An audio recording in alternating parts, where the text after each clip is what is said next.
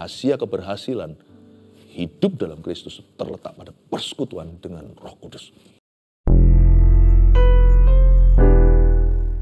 Roh Kudus datanglah, dan nanti jikalau Anda datang ke gereja weekend akhir pekan ini, Sabtu Minggu khususnya, datanglah dengan ekspektasi untuk menerima Roh Kudus. Datanglah dengan ekspektasi untuk dipenuhi lagi atau dipenuhi untuk pertama kali. Saya sudah meminta kepada semua GMS di mana-mana, di tempat-tempat terdekat Anda, setiap hamba-hamba Tuhannya, setiap gembala-gembala sidangnya akan mengkhotbahkan tentang pribadi ketiga Allah Tritunggal. Siapa itu Roh Kudus? Karyanya, pekerjaannya yang kita sangat butuhkan di zaman akhir ini. Mari kita terima urapan. Kalau Anda datang, siap-siap untuk dilawat sama Tuhan. Datang dengan haus dan lapar, tanpa ekspektasi, berarti kita datang juga tanpa pengharapan atau tanpa iman.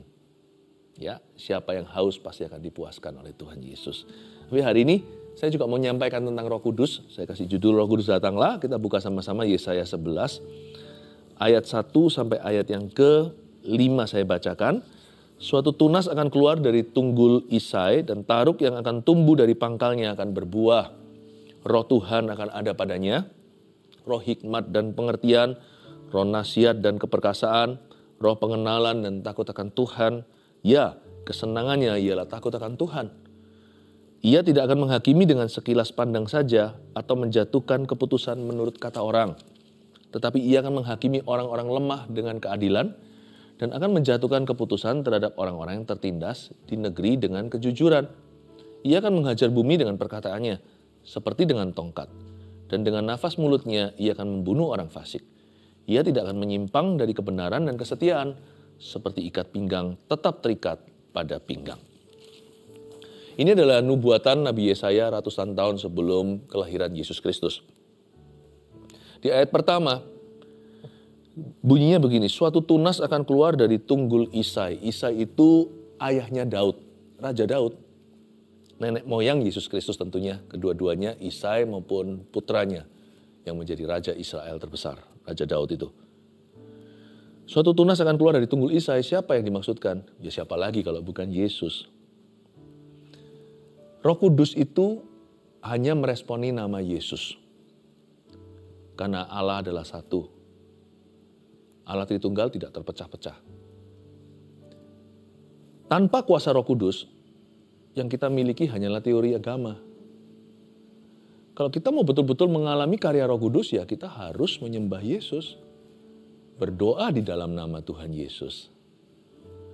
Karena kalau kita berdoa di dalam nama yang lainnya, dan kalau kita hanyalah berpikiran positif, atau sekedar melakukan kebaikan, Roh Tuhan tidak akan bereaksi apa-apa. Roh Kudus diutus untuk mengingatkan kita akan segala sesuatu yang Yesus ajarkan. Dia disebut Sang Penghibur itu. Adalah lebih baik, kata Yesus pada murid-muridnya, untuk aku pergi. Kalau aku tidak pergi, dia tidak akan datang kepadamu. Dan kalau dia datang, dia akan mengingatkanmu akan perkataanku. Dia akan menuntunmu dalam kebenaran, karena dia adalah roh kebenaran itu. Dan dia akan bersaksi bersaksi tentang aku, kata Yesus. Kamu pun harus bersaksi loh ya, karena kamu sudah bersama dengan aku dari mulanya, kata Yesus kepada murid-muridnya, yaitu para rasul-rasul itu. Dan kalau Roh Kudus datang, ia akan menginsafkan dunia akan kebenaran, akan dosa, akan kebenaran, dan akan penghakiman. Jadi Roh Kudus itu punya misi ketika diutus ke atas muka bumi. Sebenarnya dari perjanjian lama udah ada. Dari penciptaan dunia, dia melayang-layang di atas permukaan air. Bumi belum berbentuk, masih ada kegelapan. Waktu itu firman berbunyi, jadilah terang. Maka terang jadi. Di perjanjian lama juga ada, tapi Roh Kudus hanya turun ke atas orang-orang tertentu yang diurapi, yaitu para imam, para raja-raja yang dipilih Tuhan, dan para nabi.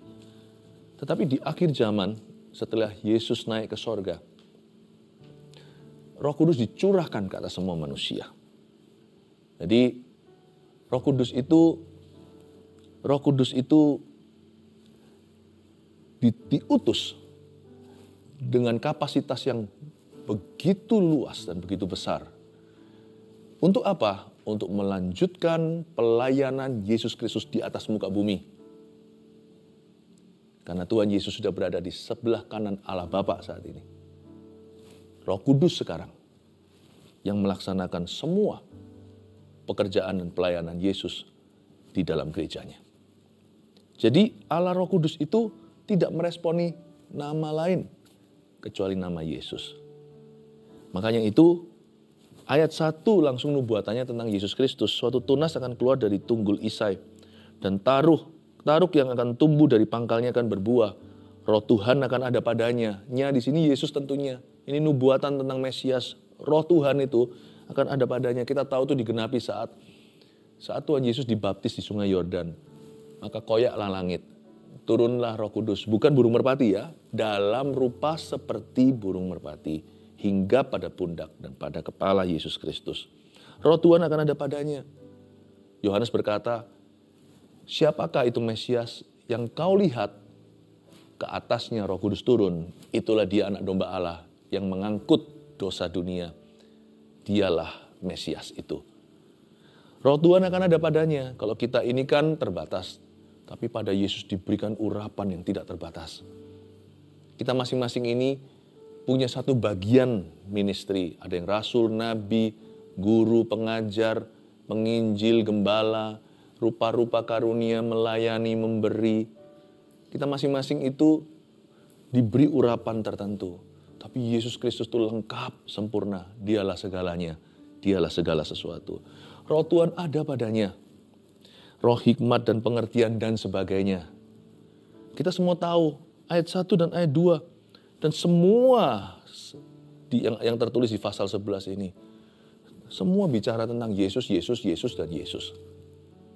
Kalau Anda mau sungguh-sungguh alami karya Roh Kudus, Anda mesti berdoa di dalam nama Yesus.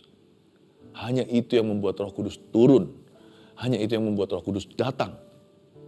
Jangan lupa, Roh Kudus bukan roh agama. Roh Kudus juga bukan roh dunia yang lemah. Dia bukan roh manusia. Roh Kudus itu bukan teori. Bahkan bukan doktrin belaka. Roh Kudus itu bukan filsafat. Atau peraturan agama. Atau satu idea. Atau sebuah ide. Semata-mata. He is a real person. Dia pribadi yang nyata. Pribadi ketiga Allah Tritunggal itu. Yesus berkata adalah lebih baik untuk aku pergi. Kalau aku nggak pergi, aku hanya bisa di satu lokasi. Tapi kalau aku pergi, penghibur itu akan diutus kepadamu. Dia akan dicurahkan ke atas semua manusia. Anak kecil akan bernubuat. Orang muda teruna akan mendapat penglihatan. Orang-orang tua akan mendapat mimpi. Semua akan mengalami Yesus pada saat bersamaan. Bahkan beda benua. Tidak akan ada lagi batas waktu. Tidak ada lagi beda tempat. Yesus hadir di mana-mana. Dalam rohnya. Luar biasa kan? Saya ajak Anda untuk bicara tentang Roh Kudus ini supaya Anda mengerti. Dan Roh Kudus juga tidak pernah pamer tentang dirinya. Apapun setiap kali Roh Kudus bekerja, selalu kita itu dibawa untuk mengenal Yesus, anak Allah, lebih dari sebelum-sebelumnya. Makanya kita nggak berdoa di dalam nama Roh Kudus kan, kita berdoa di dalam nama Yesus. Jangan khawatir, Bapa akan memberikan roti kalau kita minta Roh Kudus. Kalau kita berdoa dalam nama Yesus yang datang bukan roh jahat. Kalau kita menghampiri Yesus Kristus, yang datang menghampiri kita itu Roh Kudus, bukan roh setan. Dan kalau kita melakukan perintah Tuhan Yesus, Roh Kudus yang mengurapi. Kita tidak akan terima urapan yang salah. Sekarang kita mengerti ini. Nah, mari kita sekarang bicara tentang Roh Kudus dan karyanya, oke? Mulai lagi di ayat 1. Suatu tunas akan keluar dari tunggul Isai.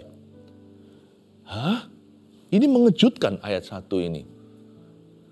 Mana bisa tunas itu keluar dari tunggul yang sudah mati 600 tahun? Mana ada pohon udah mati 600 tahun nanti tiba-tiba dia bertunas. Udah mati, dia udah lapuk. Terakhir kali ada keturunan Daud yang duduk di tahta Israel memerintah.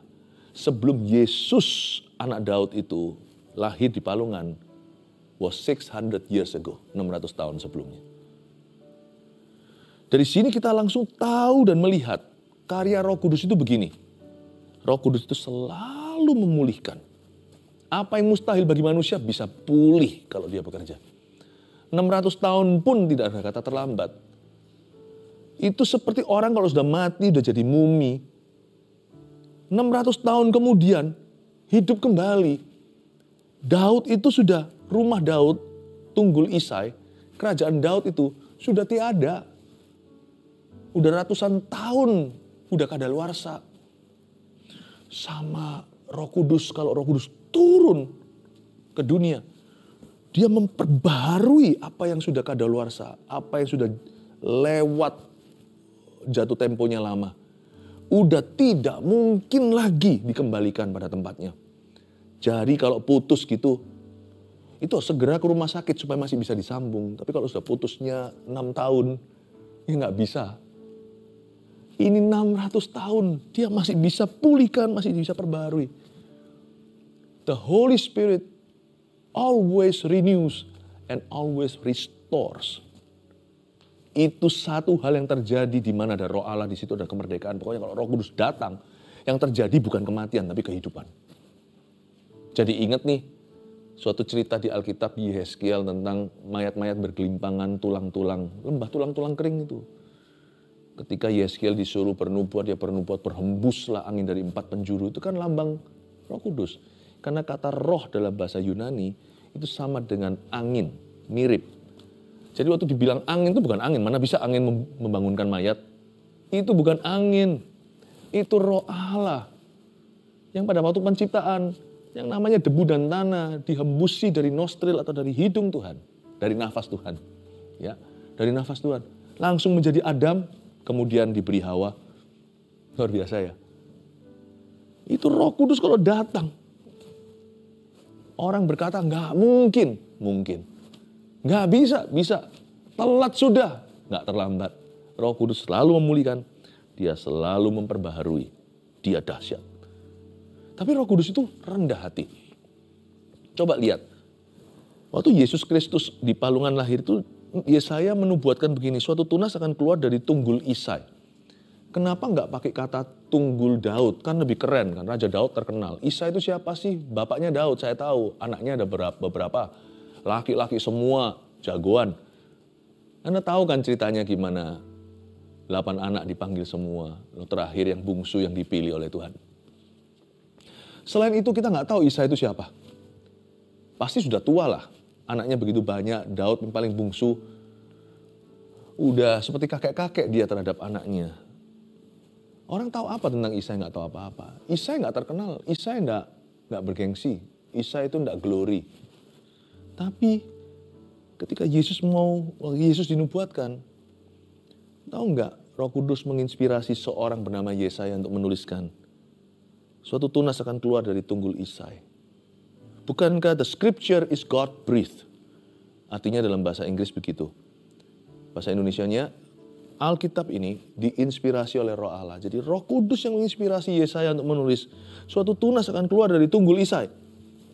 Nggak mentang-mentang Daudnya. Wah, kalau papa kita terkenal kan yang kita pamerkan papa kita. Atau kalau kita kenal siapa, foto kita Figora, udah di Figora di kantor kita. Nih, saya jabat tangan dengan menteri. Dengan Perdana Menteri, dengan Presiden, dengan Raja Bangsawan. Wah, atau dengan selebriti. Enggak tuh, enggak pamer. Tunggul Isai. Tahukah Roh Kudus itu the spirit of humility? Sombong yang datang bukan Roh Tuhan, setan yang datang. Karena setan juga raja sombong. Dia itu tukang sombong, makanya dia jatuh kan dari malaikat jadi malaikat yang jatuh, jadi Lucifer. He is the spirit of humility, dia roh yang humble sekali. Roh Kudus itu humble in nature, sifatnya itu rendah hati. Makanya orang kalau penuh Roh Kudus dia semakin humble. Nggak semakin banyak gayanya. Sungguhan.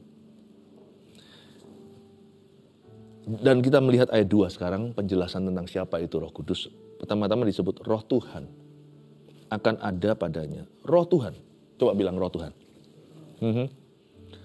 Dia itu Roh Tuhan. Roh Kudus bukan roh manusia. Dan dia bukan filsafat tadi yang saya katakan. Bukan teori, doktrin belaka. Dia juga bukanlah roh manusia yang lemah atau roh dunia yang fana. Maksud saya begini. Karena di dalam Kristus ini kita bukan bermain agama, tapi ini kehidupan yang kekal. Dan ini kerajaan Tuhan. Makanya saya sarankan, Anda yang pelayanan, jangan semerta-merta punya pengetahuan, atau kita mentang-mentang sudah skillful di situ, lalu asal main, asal ceramah, atau asal lakukan tugasnya. Jangan. Petrus dan kawan-kawannya itu nelayan dan mereka tidak terpelajar. Tapi pada waktu dipanggil oleh Sanhedrin atau dipanggil oleh Mahkamah Agama, itu orang-orang tercengang. Bukan karena mujizatnya saja. Orang lumpuh dari lahir itu berjalan. Tapi mereka dikatakan dalam bahasa Indonesia dan mereka langsung tahu bahwa ini adalah pengikut Kristus dalam bahasa Inggrisnya. And they realize that these have been with Jesus. Artinya, dan mereka menyadari bahwa murid-murid Yesus yang dipanggil ini nelayan tidak terpelajar. Mana bisa jawab orang-orang yang berpendidikan tinggi. Tapi ketika mereka dibawa ke situ, orang-orang ini bisa merasakan bahwa yang nelayan-nelayan ini membawa hadirat Tuhan. Itu bedanya. Bahwa nelayan-nelayan ini have been with Jesus. Bahwa mereka itu bersama dengan seorang yang tidak kelihatan. Ada pribadi yang menyertai mereka. Dan orang-orang di Mahkamah Agama itu bisa merasakan roh Tuhan di dekat mereka atau di dalam mereka. Luar biasa.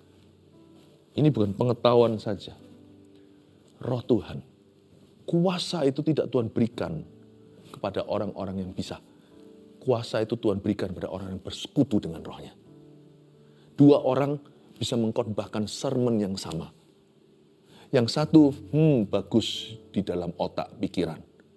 Yang satu akan mengubahkan kehidupan orang itu. Padahal yang satunya lebih fasih lidah. Sama-sama pintar nyanyi. Merdu sekali. Yang ini malah justru suaranya nggak seberapa. Tapi urapan Tuhan dahsyat. Orang ketika dia nyanyi, orang bisa merasakan ada roh Tuhan di dalam pelayanan orang ini. Jadi karena itu, kalau kita menganggap Roh Kudus seorang pribadi, jangan jadikan Kristus agama atau sekedar filsafat, positive thinking, atau program belaka. Wah, kita jalankan, mau ngaku udah bisa kok. Bangun tidur, bukan ku terus mandi. Yang bisa khotbah, bangun tidur, ku terus khotbah. Yang nyanyi, bangun tidur, ku terus nyanyi. Yang apalah tergantung apa yang kau lakukan. Bukan hanya dalam pelayanan, tapi dalam kehidupan. Bangun tidur, ku terus kerja. Tahu nggak? Rasul-rasul itu punya kuasa, bukan karena mereka pintar ngomong. Bukan karena doa mereka suaranya keras. Yang lebih keras itu anak-anak Skewa. 7 anak hamba-hamba Tuhan. 7 anak imam. Tapi Paulus sapu tangannya yang menyembuhkan. Petrus bayang-bayangnya. Ada apa dengan orang-orang ini? Metodenya?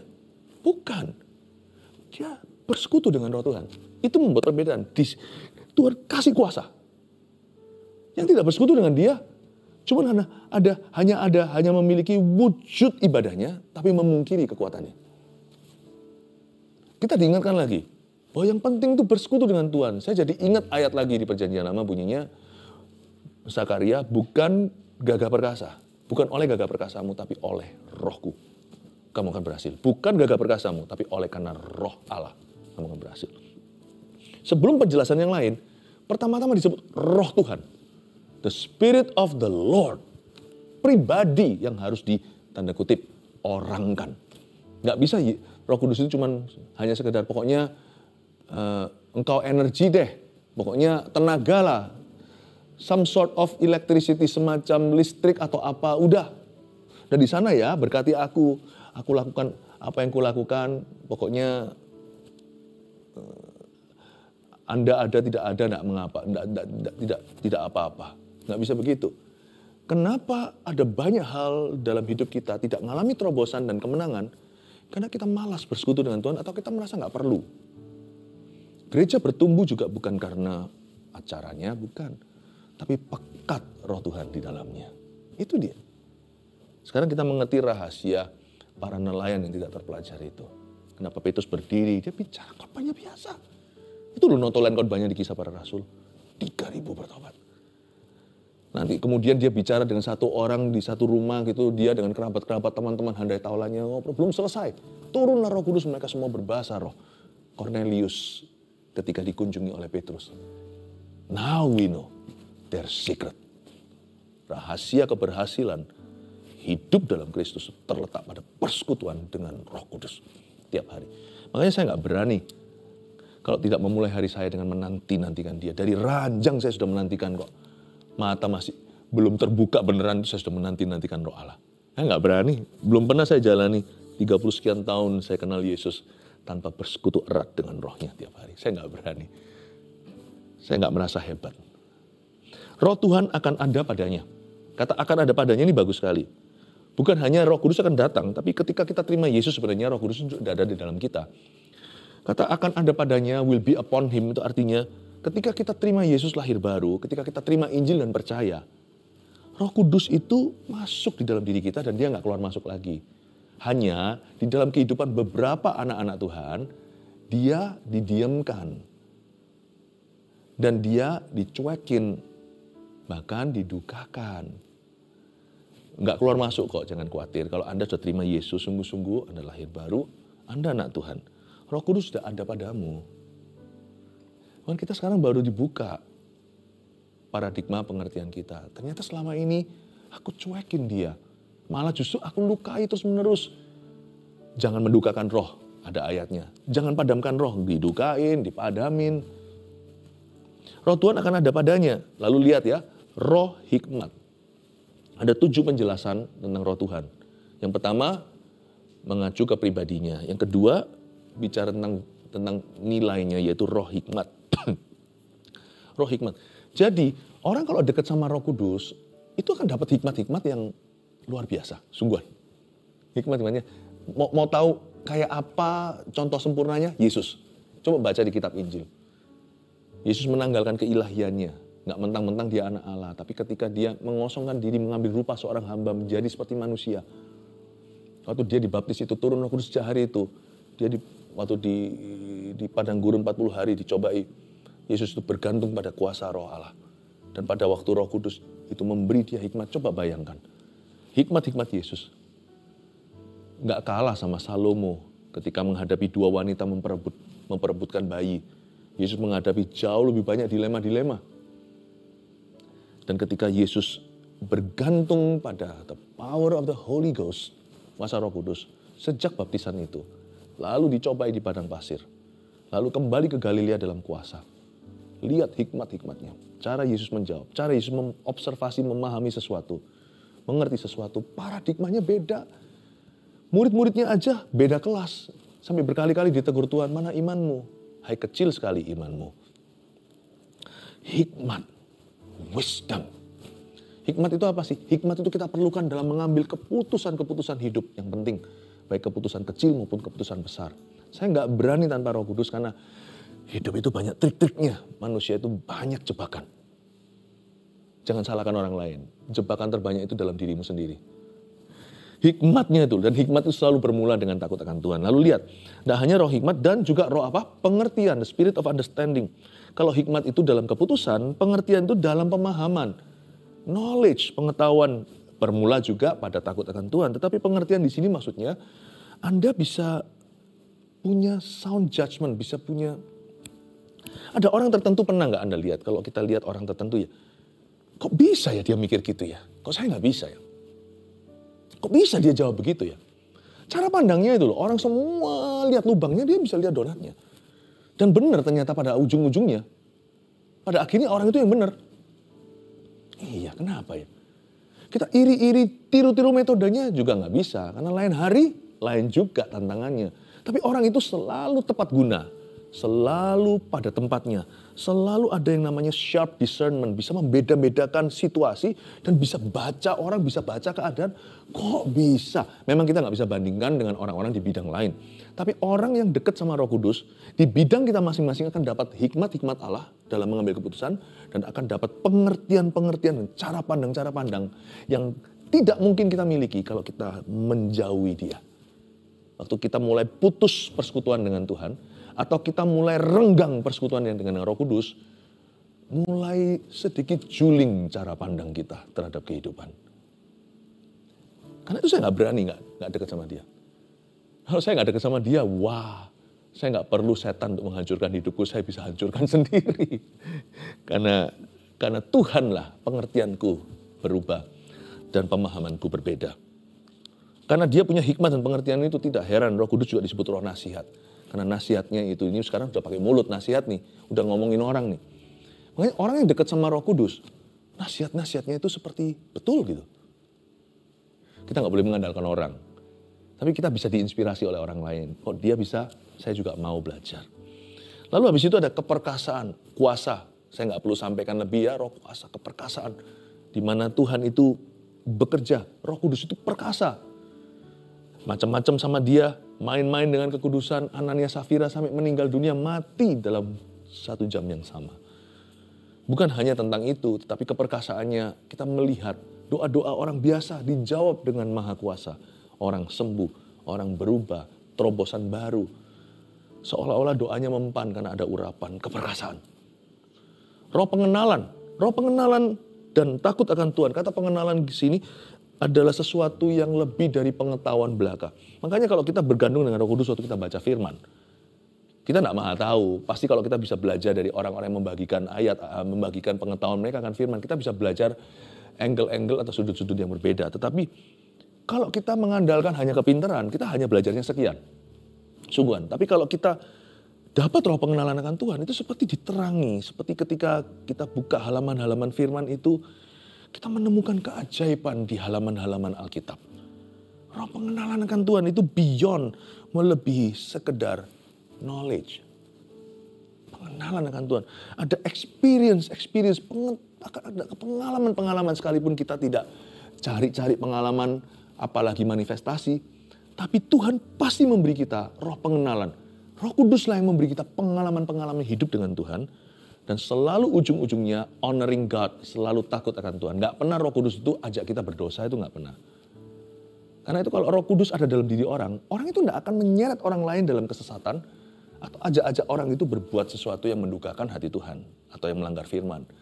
Orang kalau dekat sama Roh Kudus, orang lain itu akan merasakan takut akan Allah. Yang kurang takut akan jadi takut akan Tuhan. Ya, kesenangannya ialah takut akan Tuhan. Diulang lagi. Saya jadi ingat Tuhan Yesus berkata, makananku ialah melakukan kehendak Bapa dan menyelesaikan pekerjaannya. Orang kalau dekat sama Roh Kudus, dipenuhi Roh Kudus itu pasti suka sekali melakukan kehendak Bapa dan menyelesaikan pekerjaannya. Ayat 3-5, saya baca sekilas. Ini semua menunjukkan the perfect character of the Messiah atau karakter sempurna Sang Mesias. Di sini kita pelajari ternyata sifat Yesus Kristus adalah sifat Roh Kudus. Sifat Roh Kudus adalah sifat Yesus Kristus. Ia tidak akan menghakimi dengan sekilas pandang saja atau menjatuhkan keputusan menurut kata orang. Orang yang penuh Roh Kudus seperti Yesus tidak akan gegabah, nggak akan terbawa kata orang, nggak akan gosipan. Orang bilang A, ikut A. Orang bilang B, ngikut sana, ngikut situ. Karena kupingnya tipis terhadap manusia, karena memang kupingnya kebal terhadap Tuhan. Tapi kalau kuping kita tebal, kuping kita tipis terhadap Tuhan, biasanya kuping kita tebal terhadap yang tidak-tidak yang keluar dari mulut orang. Nggak mempan lah di kuping kita. Tetapi ia akan menghakimi orang-orang lemah dengan keadilan dan akan menjatuhkan keputusan terhadap orang-orang yang tertindas di negeri dengan kejujuran. Ia akan, itu ayat 4a. Ini bagus sekali. Orang yang dekat dengan Roh Kudus seperti Tuhan Yesus akan selalu menghakimi orang lemah dengan keadilan. Dia selalu adil. Jadi kalau orang lemah dapat keadilan, biasanya orang lain semuanya juga akan dapat keadilan. Mau tahu apakah ada keadilan di negeri? Orang lemah dibela nggak? Kalau yang nggak pakai money politik, dapat keadilan nggak? Maka Anda bisa melihat nilai keadilan di negeri itu seperti apa. Kalau orang lemah dapat keadilan, semua orang dapat keadilan. Jadi kita langsung lihat di sini bahwa orang yang dekat sama Roh Kudus itu takutnya sama Tuhan, bukan sama orang. Dan ada kesadaran. Dan selalu hidupnya penuh dengan keadilan. Ia akan menghajar bumi dengan perkataannya, seperti dengan tongkat, dan dengan nafas mulutnya ia akan membunuh orang fasik. Bagus sekali, dia katakan ia akan menghajar bumi dengan perkataannya. Yesus kalau mau menghakimi dunia, nggak perlu pakai hajar, nggak perlu pakai fisik. Yesus tinggal say a word, ucapkan satu kata, nggak perlu satu kalimat, itu akan terjadi. Demikianlah orang yang penuh Roh Kudus, otoritasnya akan seperti Kristus dalam perkataannya. Makanya orang yang penuh Roh Kudus tidak akan latah. Mulutnya tidak akan diisi dengan sumpah serapah karena dia kuduskan untuk Tuhan. Jadi kalau dia ngomong sesuatu itu terjadi. Nggak perlu dia iman-imani, setelah ngomong di iman-imani, kalau masih perlu iman-imani itu kurang pede berarti, kurang percaya diri dalam Tuhan. Kalau orang percaya Tuhan, dia tahu perkataannya mengandung kuasa. Otoritasnya itu loh. Ya, terakhir, ia tidak akan menyimpang dari kebenaran dan kesetiaan seperti ikat pinggang tetap terikat pada pinggang. Begitu eratnya kebenaran dan kesetiaan itu seperti sudah mendarah daging, seperti sudah jadi ikat pinggangnya di tubuhnya. Everything, segala sesuatu yang orang yang penuh Roh Kudus lakukan, itu selalu seputar kebenaran dan kesetiaan. Gak pernah jauh menyimpang dari situ. Buah gak jatuh jauh dari pohonnya.